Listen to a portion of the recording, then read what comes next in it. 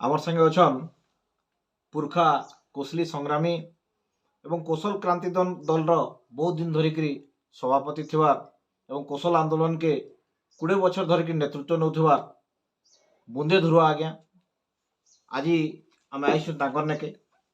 আর তাঙ্কর নু জানমা যে কোশল আন্দোলনর দিশা ও দশা আগামী দিନରେ কেনতা হেবার লাগি যাଉଛି।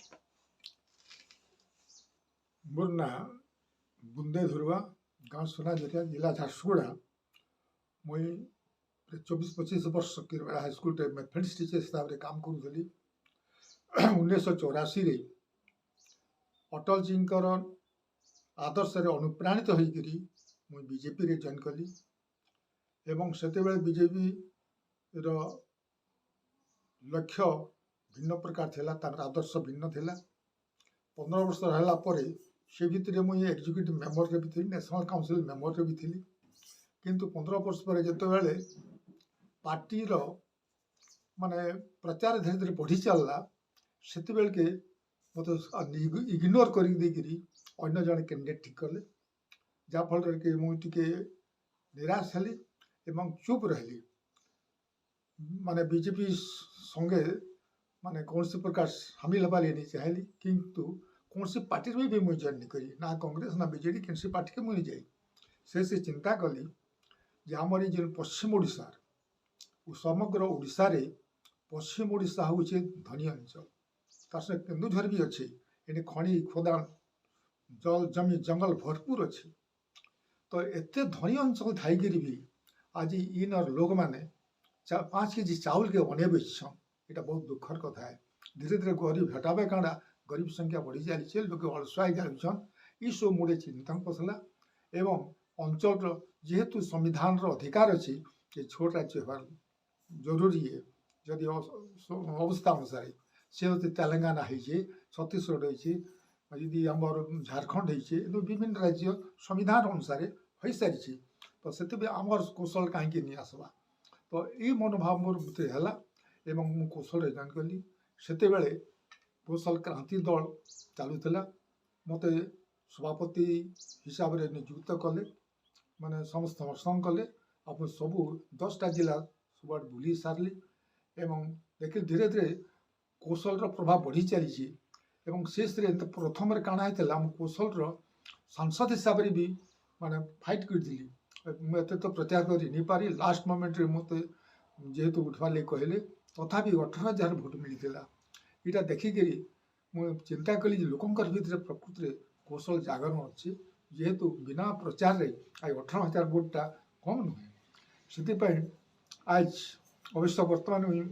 माने बयस ये लगी बुलाबुली करवार जो अक्षम है देखले मत गोटे 87 वर्ष गलान। तो तथापि जेन बंधु मैंने आज कौशल लगी माने अपना चेष्टा कर लड़ीचन धन्यवाद दूसरे।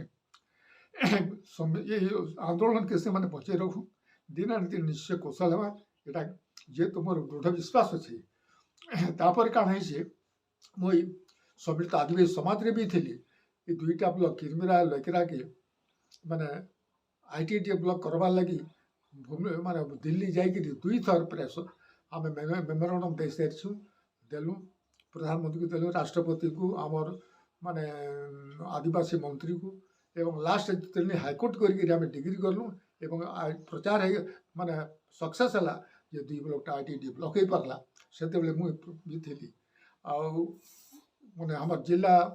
जिलार आम समाज भी सभापति थी, से के मुई झारसुगुड़ा जिलार भी सभापति हिसाब से काम करी। तो आज शुणी खुशी लगुच जे आंदोलन को जोरसोर करवार लगी एवं दिन ना दिन यहाँ सक्सेस हवा यहाँ मोर दृढ़ विश्वास अच्छे। काण कहबे एबे जितने जवान पिला माने बाहरीचन आओ बरगढ़ धनुयात्रा थी सम्बलपुरी भाषा के धनुयात्रा करा जाय बोली दाबी करी 5 दिन से आमरण अनशन भी करथिले बरगढ़े। आ कौशल सेना अब कौशल क्रांति सेना एंता बोली जुआन पिला माने संगठन बाहरीचन और राज्य आंदोलन करछन। आपण काण कहबे सेमान को लगी नहीं कौशल क्रांति दल हो कि कौशल सेना हो आम लक्ष्यटा हूँ गोटे आमको दरकार कौशल राज्य। तो से आमर भितर कौन से प्रकार विभेद फाट नहीं हबार कथा, आम समस्ते एक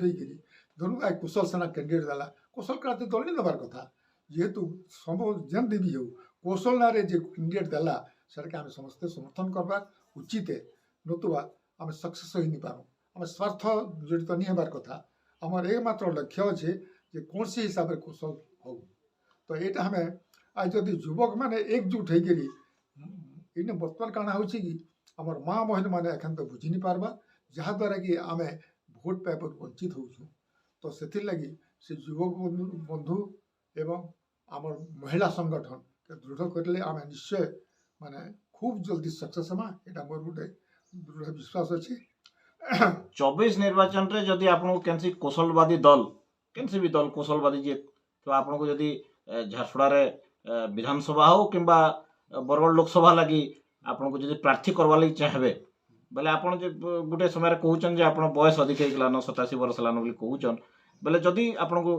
ପ୍ରାର୍ଥୀ କରାଯିବା ଲାଗି ସେମାନେ ଚାହିଁବେ ଆପଣ ପ୍ରାର୍ଥୀ ହେବେ କେଁ ନାଇଁ ବର୍ତ୍ତମାନ ଯେହେତୁ ମୋତେ 87 ବର୍ଷ ହେଇଗଲା ଏ ଅବସ୍ଥାରେ ମାନେ ଗୋଟେ କାଣା